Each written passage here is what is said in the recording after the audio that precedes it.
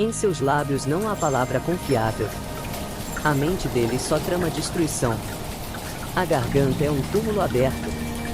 Com a língua enganam sutilmente. Condena-os, ó Deus. Caiam eles por suas próprias maquinações. Expulsos por causa dos seus muitos crimes. Pois se rebelaram contra ti. Alegrem-se, porém, todos os que se refugiam em ti. Cantem sempre de alegria. Estende sobre eles a tua proteção. Em ti exultem os que amam o teu nome. Pois tu, Senhor, abençoas o justo. O teu favor o protege como um escudo.